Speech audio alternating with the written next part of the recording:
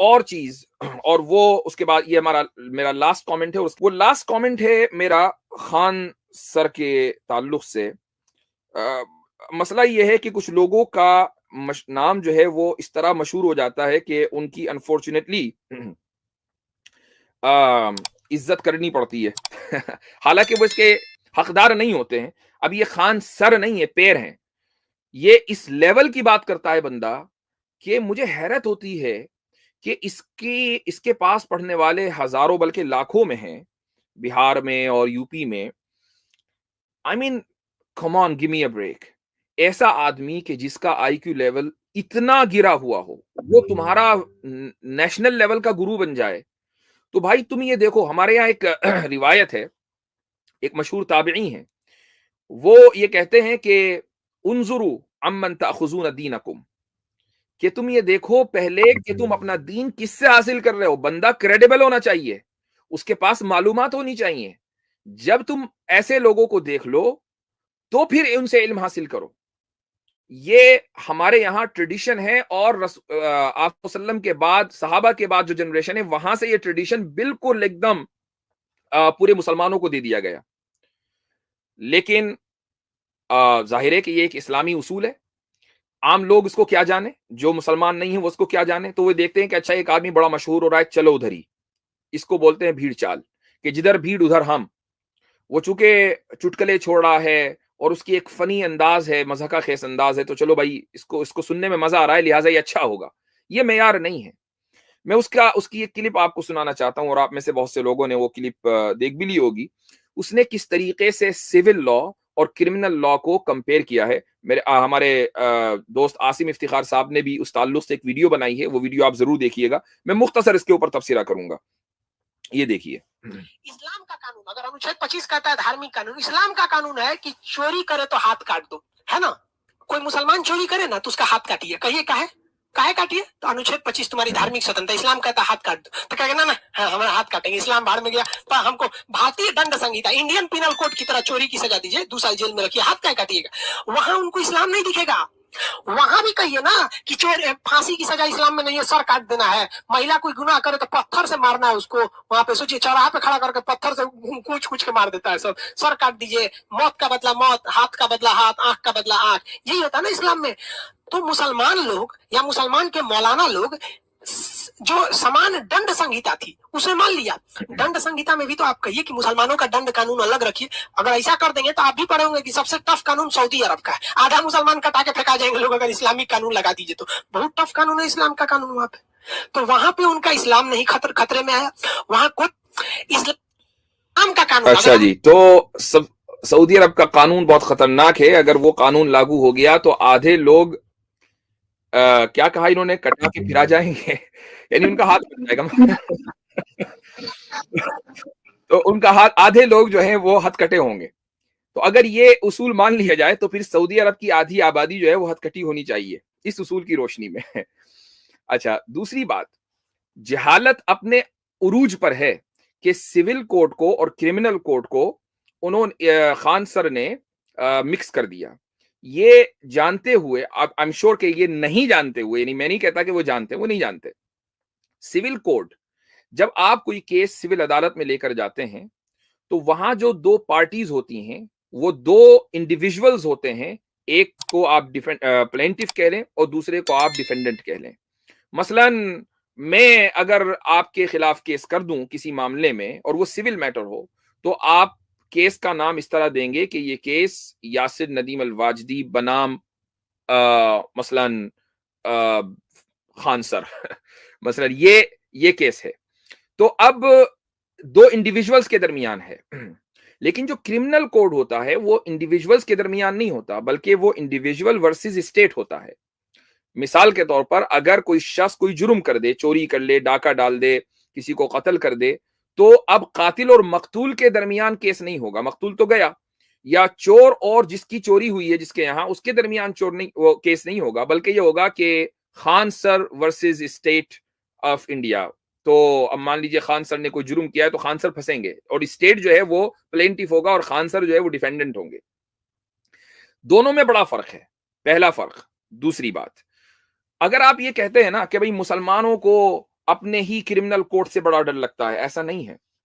दुनिया के किसी भी मुल्क में अगर आप मुसलमानों से ये कहें और मुसलमान अपनी कुरान और सुन्नत से मोहब्बत करने वाले हों, और दुनिया में अक्सरियत अल्हम्दुलिल्लाह अभी भी ऐसी ही है कि भाई आपको इख्तियार है कि आपको हम सिविल कोड भी देंगे और क्रिमिनल कोड भी देंगे, तो मुसलमान बिल्कुल भागकर उस चीज को एक्सेप्ट करेगा।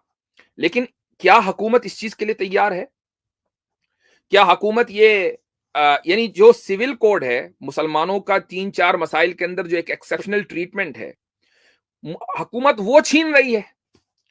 आप ये कह रहे हैं कि नहीं क्रिमिनल कोड भी अलग होना चाहिए, तो आप ये चाहते हैं कि मुसलमान अपना एक्सक्लूसिव क्रिमिनल कोड डिमांड करें। अगर आप ये चाहते हैं तो ठीक है, मुसलमान डिमांड करेंगे। अगर देश की और मुल्क की ये ओपिनियन बन जाए कि मुसलमानों का अपना क्रिमिनल जस्टिस सिस्टम होना चाहिए कुरान और सुन्नत के ऊपर, बिल्कुल होगा, मुसलमान इसका बढ़ चढ़ कर इस्तेकबाल करेंगे। लेकिन उसकी कुछ शर्तें हैं। वो शर्तें ये हैं कि आपके जो जज हैं, जो आपके कॉलेजेस, लॉ कॉलेजेस से निकले हैं, उनको इस्लाम का कुछ पता नहीं है, उनको फिक्र का नहीं पता, उनको इस्लामी कवानीन की अलिफ बा और ABC नहीं पता। लिहाजा जो फुकहा होंगे, आपको उनको यानी जो फिक्र के माहिर होंगे मुसलमान, आपको उनको जजेस हायर करना पड़ेगा। वो जजेस बनेंगे, उनकी अदालतों के अंदर जब केस जाएगा तो जाहिर है कि वो फिर इस बात के का इख्तियार रखेंगे कि वो क्रिमिनल मसले के अंदर कोई फैसला सुनाए। Point number 1। पॉइंट नंबर 2, आप उस अदालत के तहत फिर पुलिस भी रखेंगे। चूंकि अदालत ने अपना केस सुना दिया, पुलिस उसकी हिमायत करने वाली नहीं है, तो अदालत का केस फिर नाफिज कैसे होगा? अदालत का फैसला, अदालत का फैसला नाफिज करने के लिए पुलिस फोर्स भी चाहिए। तो क्या आप इस बात के लिए तैयार हैं कि मुसलमानों की अपनी अदालतें हो और उन अदालतों के तहत उनकी बाकायदा पुलिस हो लॉ एंड ऑर्डर मेंटेन करने के लिए? क्या आप इस बात के लिए तैयार हैं? क्योंकि इस बात के लिए तैयार होने का मतलब यह है कि अब आप एक मुल्क नहीं, एक मुल्क में 2 मुकम्मल निजाम चला रहे हैं। तो ऐसी बातें ना करें कि जिसमें आप खुद फंस जाएं। ठीक है, मुसलमानों को कोई मसला नहीं है अगर वो सऊदी अरब में लागू कर चुके हैं और गुज़िश्ता तकरीबन समझ लें कि 1400 सालों में 1300 साल तक के इस्लामी कानून दुनिया के मुस्लिम ममालिक के अक्सर हिस्से में मुकम्मल नाफिज रहा है।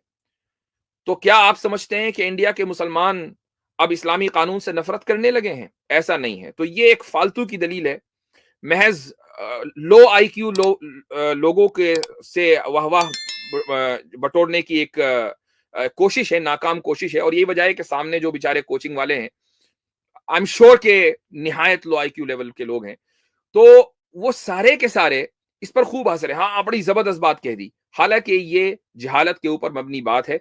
और अनफॉर्चुनेटली मुझे हैरत होती है कि इंडिया में जो न्यूज चैनल्स हैं वो किस तरीके से लोगों का एक्सप्लॉयटेशन करते हैं। वो जानते हैं कि हमारी पब्लिक बहुत बेवकूफ है, लिहाजा बेवकूफ बनाते रहो। तो बाकायदा कुछ न्यूज चैनल्स ने अपने ट्विटर हैंडल के ऊपर ये वीडियो शेयर की है मुसलमानों को चैलेंज करने के लिए। तो ये हमारी तरफ से इसका मुख्तसर सा जवाब है। जी मुफ्ती साहब, अस्सलाम वालेकुम। वालेकुम अस्सलाम। जी भाई। मुफ्ती साहब, हम चाहते हैं कि आप जैसे हजरात जो हैं हिंदुस्तानी गवर्नमेंट को थोड़ा बताएं किस तरह से जो हिंदुस्तानी मुसलमान हैं उन पे क्या क्या हद लाजिम होनी चाहिए। हम तो बिल्कुल सपोर्ट करते हैं कि जो है हिंदुस्तानी मुसलमान को अल्लाह के निज़ाम के अंदर रहने का मौका मिलना चाहिए। हम चाहते हैं कि आप मदद करें, कम से कम आप अपना जो है अपना जो कुछ लिख करके दें कि क्या क्या हद होनी चाहिए हिंदुस्तानी मोमिनों के लिए, जिससे कि वो अल्लाह के निज़ाम को फॉलो कर पाए। बहुत अच्छा, मेरा यही मशवरा है। बहुत जबरदस्त। हम आपकी इस सपोर्ट की कदर करते हैं, अगरचे हमें मालूम है कि उसके पीछे नीयत कुछ भी हो सकती है, लेकिन नियतों का हाल ऊपर वाला जानता है। लेकिन हम आपकी सपोर्ट की कदर करते हैं। ये जो सपोर्ट होगी, मैं इतना जरूर आपसे पूछना चाहूंगा कि जब आप इंडियन पीनल कोड में तब्दीली करके जो क्रिमिनल लॉ है, इस्लामिक क्रिमिनल लॉ, जो भी हुदूद और किसास का कानून है, वो मुसलमानों के लिए ला देंगे, तो उसको इम्प्लीमेंट कौन करेगा? जी, उसको इम्प्लीमेंट तो कोई भी कर सकता है, मतलब कि ये भी इस कानून का हिस्सा है कि उसको कोई भी इम्प्लीमेंट कर सकता, उसको एक नहीं और जज ही इम्प्लीमेंट करेगा। नहीं, हमारी ज्यूरी में जो होगा, जज में होगा, बिल्कुल काजी होंगे, जो कि अगर जैसे अगर मोमिन हजरात होंगे, जैसे अगर किसी ने चोरी की उस गैंग के अंदर 4 हिंदू हैं, 1 मुसलमान है, तो हाँ पूरी ज्यूरी जो होगी जजमेंट में एक काजी हजरात भी होंगे जो कि मोमिन को जो है, जो उसको अपनी सजा देनी चाहिए वो अपनी देंगे। बाकी जो होंगे, बाकी जो हिंदुओं को होगा वो अपनी नॉर्मल जो आजकल आईपीसी चल रही है वही हाँ, चलती रहेगी। No tension. आप ये समझते हैं कि खान सर वाला ये जो आर्ग्यूमेंट लेकर आप आएंगे तो हम जो है एकदम आजिज हो जाएंगे। मैं तो अभी, आप शायद थोड़ा देर में आए हैं, मैं तो इसी चीज को कह चुका हूं कि आप अगर हमारे जजेस लेने के लिए तैयार हैं और उन जजेस के तहत लॉ एंड ऑर्डर एजेंसीज काम करेंगी, अगर इसके लिए तैयार हैं तो, और मुसलमानों को उनका सेपरेट क्रिमिनल कोड देने के लिए तैयार हैं, वेलकम। और क्या चाहिए भाई? मुफ्ती साहब, शैलेश भाई से मैं कुछ पूछना चाहता हूँ। शैलेश भाई, आपको पता है कि आईपीसी के पीछे क्या होता है? आईपीसी काम कैसे करती है, आपको पता है? या जी, कोई जी, भी जो मुझे पीनल पता है। कोड होता है उसके लिए क्या जरूरी चीज है? जी, जी, वो उसका होता है सीआरपीसी होती है जो क्रिमिनल तो प्रोसीजर सीआरपीसी होती है, तो अगर आईपीसी लाएंगे यानी इस्लामिक पीनल कोड लाएंगे, आईपीसी का मतलब यहाँ पे इस्लामिक पीनल कोड, तो जी। इस्लामिक पीनल कोड के लिए आपको सीआरपीसी भी लानी पड़ेगी ना, इस्लामिक वाली।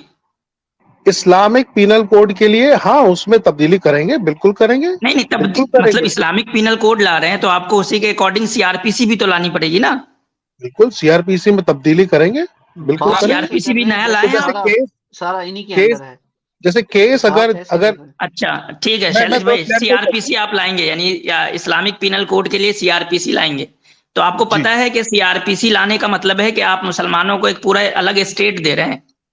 नहीं नहीं नहीं, स्टेट नहीं दे रहे हैं, आपको सीआरपीसी का लॉजिक नहीं पता। दे रहे हैं हम, उनको एक मौका दे रहे हैं कि वो जो है अल्लाह के निजाम में जो है वो अपना जो है अपने हद में रहे। हम चाहते हैं कि मौलवी साहब बताएं, पूरा गाइडेंस दे, क्या हद होनी चाहिए मोमिनों के लिए, हद पूरा हो। हम तो चाहते हैं, ऑलरेडी है, वो गाइडेंस देने की जरूरत नहीं है, वो ऑलरेडी है।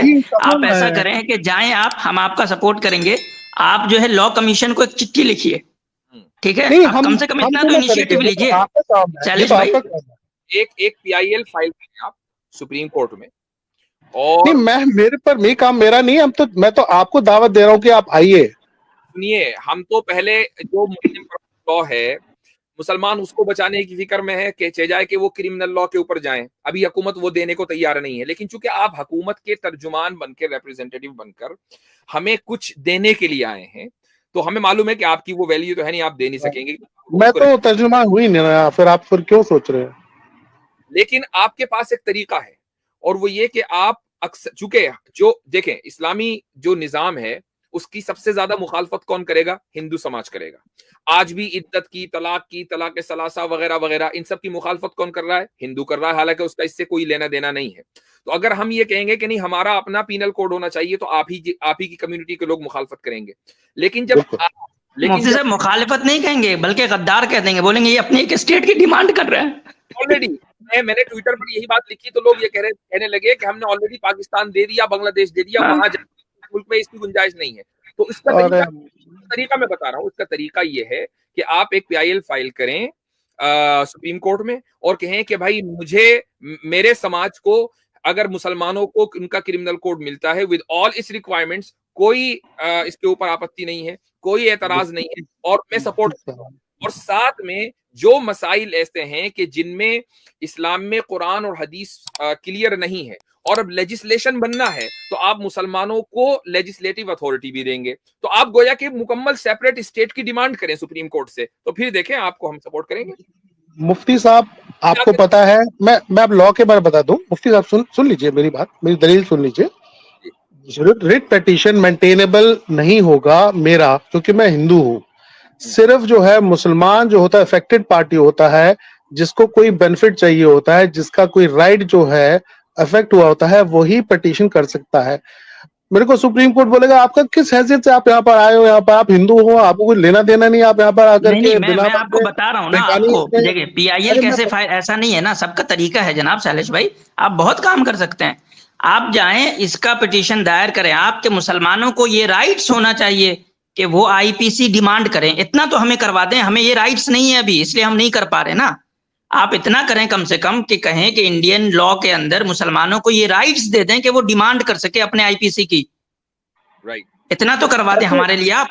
इसमें तो आप भी कह सकते हैं कि जिसको राइट चाहिए, देखिए आप अदालत में लिखकर दे दीजिए कि मेरी कम्युनिटी को कोई एतराज नहीं होगा, ये तो आप कह सकते हैं ना, यहाँ तो आपका इंटरेस्ट है। बाकी मुफ्ती साहब आप डाल दीजिए, मैं आपको एफिडेविट ला के दे दूंगा कि मेरे को कोई एतराज नहीं है। मैं आपको पूरा सपोर्ट करूंगा कि आप हद जो है तय करें मोमिनों के लिए। मैं तो बिल्कुल मैं मेरा दिल बाग बाग हो जाएगा, मैं बहुत खुश हो जाऊंगा। आप अपना दिल बाग बाग के बजाय गार्डन गार्डन करें, और उसका तरीका ये होगा आप पहले जो है गारंटी ले लें, और वो गारंटी आप मेरी स्ट्रीम पे नहीं, चूंकि I am nobody your nobody, आप सुप्रीम कोर्ट में जाइए, पीआईएल फाइल कीजिए, और उसके बाद फिर आप देखें मुस्लिम पर्सनल लॉ बोर्ड को मैं लेकर आऊंगा। मेरा लोकस फंडा ही नहीं है मुफ्ती साहब, सुप्रीम कोर्ट डिसमिस कर देगी पिटीशन मेरा। नहीं करेगी ना, आप डालिए तो एक दफा, मुझे पता डालिए, डाल के तो देखिए, फिर डिसमिस करेगी, फिर आइएगा दोबारा से कि डिसमिस कर दिया। अब आप जाइए, आप एक दफा डाल के तो देखिए पहले। लॉ की जानकारी रखता हूँ। आप तैयार क्यों नहीं हो रहे हैं डालने के लिए? नहीं, आप मेरे ऊपर क्यों डाल रहे हो? मैं चाहता हूं कि आप लोग आगे आए, आप लीडर हैं जो आप बड़े भाई, हमें तो आप इतना दे नहीं रहे। अभी तो फिलहाल आप हमारे यहाँ जो पॉलीगेमी है उस पर सवाल उठा रहे हैं। हमारे यहाँ जो अभी विरासत का मसला है वो तो दे ही नहीं रहे आप, और आप हद कहाँ से देंगे? तो आप इनिशिएट करें, आप अपने समाज में जाएं, आप तैयार करें इसके लिए कि मुसलमान अगर चाहते हैं कि उनका अपना आईपीसी हो जो इंडियन पीनल कोड से अलग हो, तो वो उनको दे दिया जाए। अगर ये माहौल बना दें, ये राय बना दें यहाँ, और ये राय एक्सेप्टेबल हो तो मुसलमान ले लेंगे, क्योंकि ये देना है ना आपको, ये आपको असल में देना है ना। हम लोग सपोर्ट करेंगे, हम आगे आएंगे, आप लोग आगे बढ़िए आप लोग आगे।